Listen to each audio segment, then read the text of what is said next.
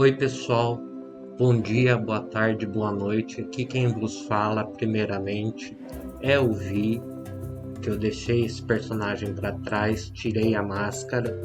Meu nome é Gustavo, e eu vou dar continuidade pro canal agora com a cara exposta.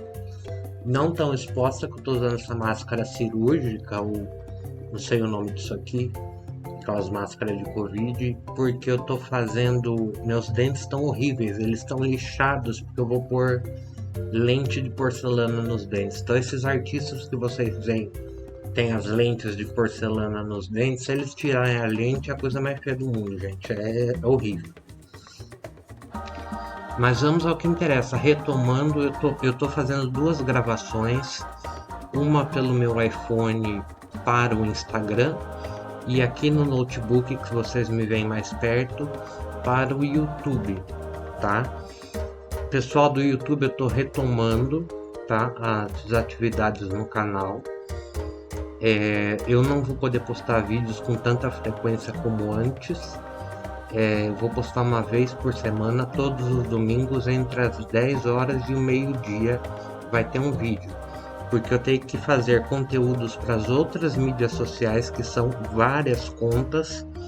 E além do que, agora em janeiro eu começo duas graduações ao mesmo tempo. Estou fazendo mestrado em Ciências da Religião. Estou me formando terminando a psicanálise também, especialização. Então tá um pouquinho complicado para fazer os conteúdos, mas eu vou tentar manter todos esses domingos, tá bom? E vamos ao que interessa. Hoje, na verdade, aqui do YouTube eu vou criar uma playlist que já tem uma playlist de reviews, né, resenhas de filmes. E hoje eu vou fazer uma resenha de livro, tá? Então eu vou criar uma playlist de resenhas de livro que tenham a ver com os assuntos tratados aqui no canal, tá? E hoje vocês, aqui do pessoal do YouTube não dá pra ver, porque tá só a câmera do celular que tá pegando. Eu preparei uma resenha, eu vou ler essa resenha como roteiro, porque minha memória é péssima. Se eu deixasse por falar pra vocês decorar ia ficar horrível. Então me perdoem, mas eu tenho que ter o script aqui comigo. Eu fiz uma resenha de um livro chamado, aqui no Brasil, de África Banto, de 3500 a.C. até o presente, das autoras Catherine Forshee, Rhonda Gonzalez e Christine Said. O que é isso, África Banto, antes da gente começar a entrar na resenha? Banto é um povo africano, tem vários povos na África. No Brasil, nos Estados Unidos, no México, um povo africano muito conhecido é o Yorubá, porque ele trouxe o culto ao orixá para as Américas. Então, o orixá é o mais bambamba falado aí, né?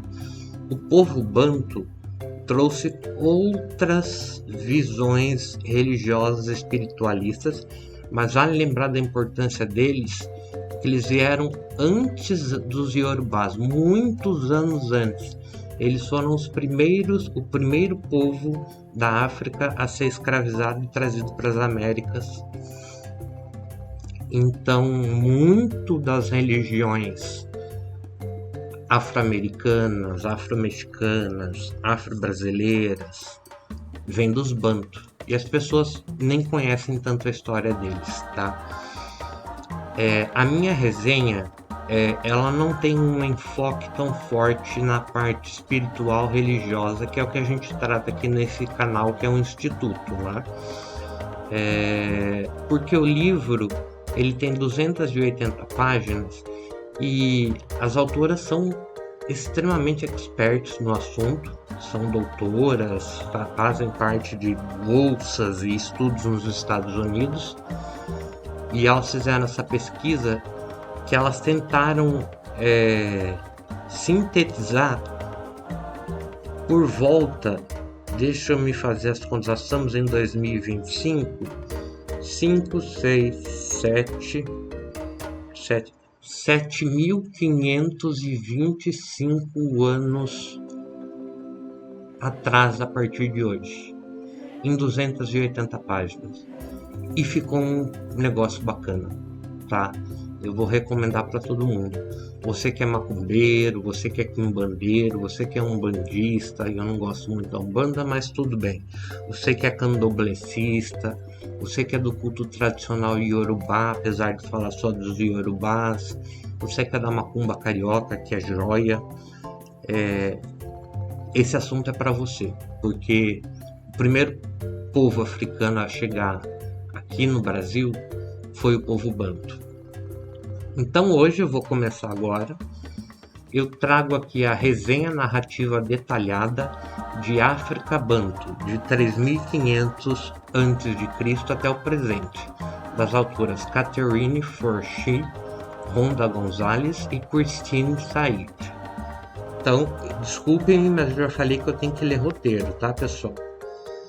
Então eu vou fazer uma introdução primeiro do que se trata esse livro. Imagine uma história que não começa na Europa nem na Ásia, mas no coração do continente africano.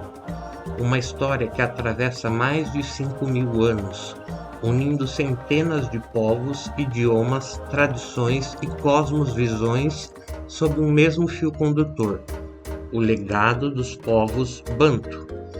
O livro África Banto, de 3500 a.C. até o presente, escrito por Catherine Forshee, Rhonda Gonzalez e Christine Said, publicado no Brasil pela editora Vozes em 2019, oferece uma das mais completas e inovadoras narrativas sobre a história africana antiga. Em apenas 200 e pouquinhas páginas, ele condensa uma epopeia civilizatória que se estende desde as florestas do atual Camarões e Nigéria até as savanas da África do Sul. O que torna essa obra extraordinária é a sua proposta: contar a história africana a partir da própria África, tá? Dos olhos da própria África, não de um europeu, das suas linguagens, valores espirituais e epistemologias. Perdão. Ainda como introdução, eu reforço que as autoras rejeitam o olhar colonial e propõem uma leitura em que os Bantu não são objetos de estudo, mas sujeitos históricos, criadores de mundos, tecnologias e sistemas simbólicos complexos. Então, a minha resenha ela está dividida por capítulo, tá? O primeiro capítulo ele se chama A Origem e as Expansões Bantu. E do que ele se trata? A narrativa começa em torno de 3500 a.C., com o surgimento dos Proto-Bantu, falantes de uma língua ancestral do tronco nígero-congolês. Eles viviam nas zonas de transição entre floresta e savana, nas atuais fronteiras entre Nigéria e Camarões, praticando agricultura baseada no inhame, na palmeira oleaginosa e na coleta de frutos silvestres. O livro explica que as expansões Bantu, nome dado ao processo migratório que levou esses povos a ocupar quase metade da África subsaariana, não foram invasões violentas, tá? Mas movimentos graduais e fluidos, baseados na adaptação ecológica e no contato cultural. Essas migrações ocorreram em 5 grandes fases, de 3500 a.C.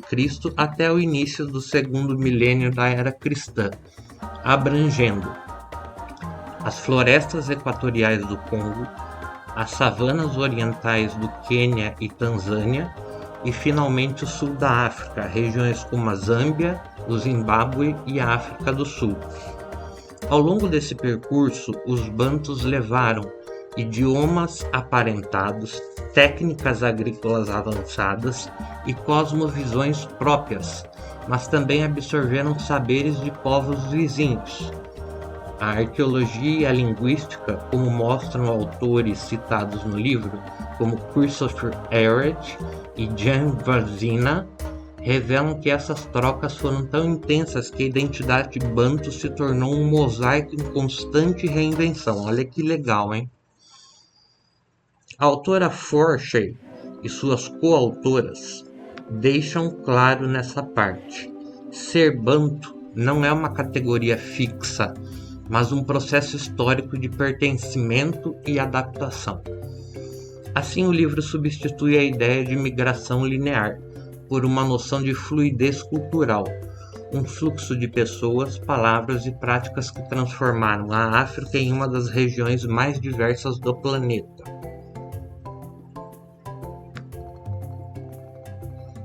O segundo capítulo, de nome Linhagem, Pertencimento e Organização Social, trata do quê? Após contextualizar essa expansão que nós falamos agora no primeiro capítulo, as autoras mergulham nas estruturas sociais e nas formas de pensamento dos povos banto. O segundo capítulo é dedicado àquilo que chamam de heterarquia, uma forma de organização social baseada não em pirâmides rígidas de poder, mas em redes flexíveis de autoridade. Nessas sociedades, o poder não era concentrado, mas distribuído entre linhagens familiares, grupos de idade e papéis espirituais. O conceito de linhagem era fundamental. A ancestralidade não era apenas memória, mas presença viva, influenciando decisões políticas, alianças matrimoniais e cerimônias religiosas. Os povos banto viam o mundo como uma teia de relações entre vivos, ancestrais e forças naturais. Perdão. Cada ser humano era parte de um continuum vital chamado Intu, termo que significa existência, ser ou força vital. Daí deriva o próprio nome Bantu, Bantu, literalmente os seres humanos. Essa filosofia,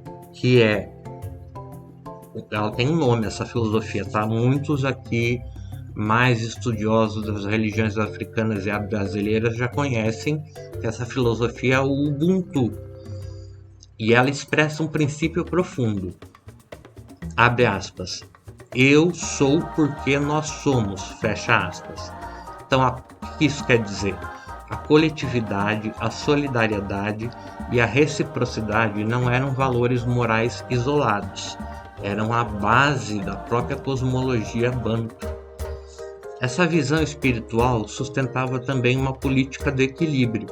Os líderes, muitas vezes chamados de Nganga ou Mambo, não governavam por imposição, mas como mediadores entre o mundo visível e o invisível, buscando harmonia entre os membros da comunidade e as forças cósmicas.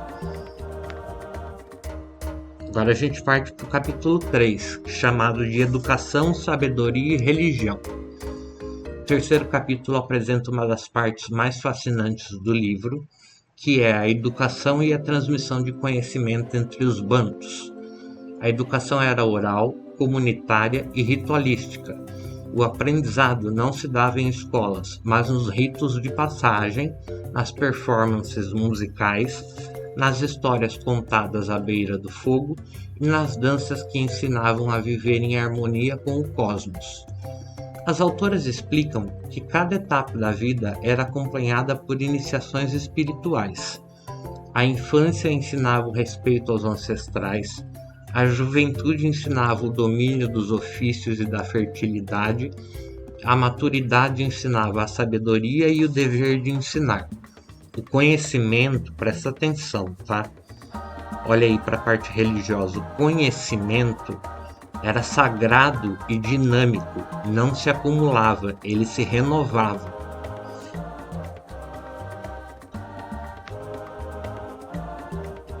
A religiosidade bantu ocupa um papel central no livro, tá? As autoras falam de todos os aspectos do povo bantu, de todas as eras. Mas você vai perceber no livro que a religiosidade, a espiritualidade bantu, ela é central em tudo o que os bantus eram, faziam, esperavam, tá? Então, novamente, a religiosidade bantu ocupa um papel central neste livro. Diferente da concepção ocidental de religião institucionalizada, as crenças bantus formavam uma cosmoteia, um sistema de conexões entre todos os seres. A natureza, os espíritos, os antepassados eram forças interdependentes. O ser humano existia apenas em relação a essas forças, e a espiritualidade permeava todos os aspectos da vida, desde o plantio até a cura, desde a guerra até a hospitalidade. O culto aos ancestrais era o eixo da fé. Eles não eram deuses, mas mediadores espirituais que garantiam a continuidade da sua comunidade. Os rituais envolviam oferendas, cantos, símbolos, tambores e danças, que serviam não apenas à devoção, mas à transmissão do conhecimento histórico e moral. Nesse ponto, o livro também destaca o papel das mulheres, como guardiãs da sabedoria espiritual. Em muitas sociedades matrilineares, as sacerdotisas e curandeiras, conhecidas como ingangas, eram responsáveis por manter o equilíbrio entre os mundos. O feminino, longe de ser submisso no povo banto, era centro vital da organização cósmica. E aí nós já partimos para o quarto capítulo, que se chama Invenção, Tecnologia e Arte. O quarto capítulo, ele trata das inovações técnicas e artísticas dos povos banto. As autoras desafiam o preconceito colonial que reduz a África pré-colonial à ausência de progresso. Pelo contrário, os bantus desenvolveram tecnologias de metalurgia, cerâmica, tecelagem, agricultura extremamente sofisticadas. Eles dominaram a arte de fundir o ferro milênios antes da chegada europeia, criando instrumentos agrícolas e armas de precisão. A metalurgia, contudo, não era uma atividade puramente material. Fundir o ferro era um ato ritual, associado ao poder do fogo e à fertilidade. Então, pessoal, eu percebi muito no livro que as profissões, o ofício do povo banto, era como se assim, atualmente o seu emprego fosse uma coisa espiritual. Você está fazendo uma realização espiritual com o seu emprego. Era assim que os bantus viam. Cada forja era uma cerimônia de renovação da vida, uma metáfora espiritual de criação. Olha só. As artes bantus, do entalhe em madeira aos tecidos de ráfia cuba, expressavam símbolos da ancestralidade e do pertencimento. O corpo também era um espaço de arte e de religião.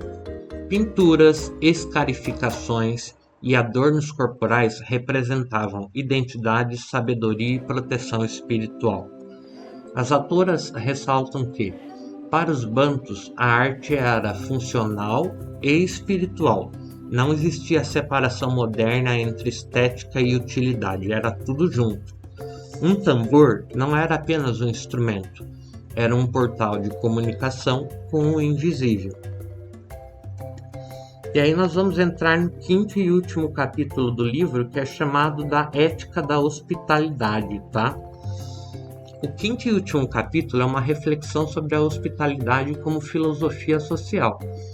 Entre os povos banto, acolher um estrangeiro era uma obrigação sagrada, pois todo ser humano carregava um intu, a centelha vital universal. Tratar o outro com respeito era reconhecer o divino dentro dele. A hospitalidade funcionava como um sistema político e moral. Ela regulava trocas comerciais, alianças matrimoniais e até relações diplomáticas. Era o antídoto contra o isolamento e o instrumento da sobrevivência coletiva. Essa ética, que persiste até hoje em expressões como Ubuntu, já mencionado aqui, é uma herança espiritual que moldou a própria ideia africana de civilização. Perdão. A generosidade não era caridade, era reciprocidade, um contato espiritual de humanidade compartilhada. Olha que bonito. E aí eu Depois do quinto e último capítulo, eu preparei aqui uma mini conclusão sobre o que você pode esperar do livro África Banto. África Banto, de 3500 a.C. até o presente, é mais do que um livro de história. É uma cosmografia da experiência humana. Ao narrar a trajetória dos povos Banto, Catherine Forshey, Rhonda Gonzalez e Christine Said nos convidam a repensar o que entendemos por civilização, conhecimento e fé, que estava tudo junto para eles. A obra mostra que o legado africano não está apenas nas línguas ou nos artefatos, mas nas formas de pensar, sentir e se relacionar com o mundo. Olha que bacana, pessoal, para os dias de hoje, tá? A espiritualidade Banto, baseada na comunhão entre os seres, oferece uma lição poderosa para o nosso tempo. Abre aspas. A humanidade só existe em relação. Fecha aspas. Pessoal, acabou meu roteiro. Esse foi a resenha do livro África Banto. E que ficou demais assim forte para mim que eu acabei essa leitura hoje.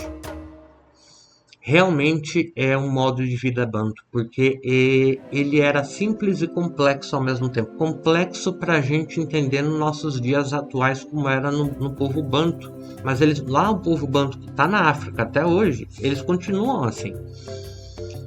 As coisas não tinham separação. Era tudo uma coisa só. A vida se explicava em trabalho, matrimônio, iniciações, espiritualidade, agricultura, novas técnicas, conhecimento com novas pessoas, hospitalidade. Tudo isso é o mundo Banto. E cara, esse livro, como eu falei, a gente pode falar de 7.525 anos antes de Cristo. Mas ele tem muitos ensinamentos para a nossa atualidade, para a nossa civilização no mundo de hoje. Essa questão da fé do povo Banto e da hospitalidade, ao invés de guerras, é muito interessante. E eu faço para você o convite dessa leitura. Aproveito para informar que eu vou postar um vídeo. Vamos ver se eu posto no meio dessa semana. Tem uma série de livros que eu quero ler relacionado à África e à diáspora africana, que eu vou fazer os reviews aqui para vocês, tá? Mas, no geral, é isso. Para quem não sabe, os povos Banto hoje aqui no Brasil, uma das religiões que mais está no holofote hoje é a Quimbanda. E a Quimbanda tem diversas vertentes.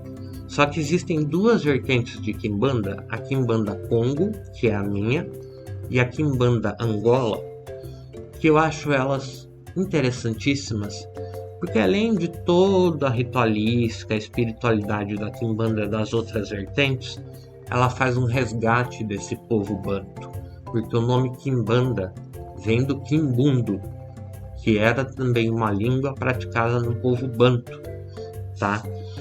Então, você que é da Quimbanda, leia esse livro para saber de onde surgiu esse nome. Por que desse nome? Porque o Quimbanda é o curador e a Imbanda é a prática do Quimbanda, né? Eu acho interessantíssimo.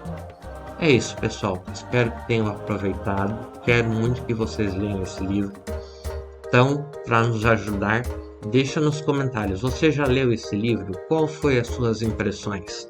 Você não leu esse livro? Está interessado? Quer mais algumas dicas minhas? Eu posso pôr nos comentários também. Curte o vídeo, compartilha, segue a gente, dá uma força, que em meio aos meus estudos universitários eu tento produzir conteúdo com informações fidedignas para vocês, tá bom? Com muito amor e carinho. Então é isso, pessoal. Até o próximo vídeo.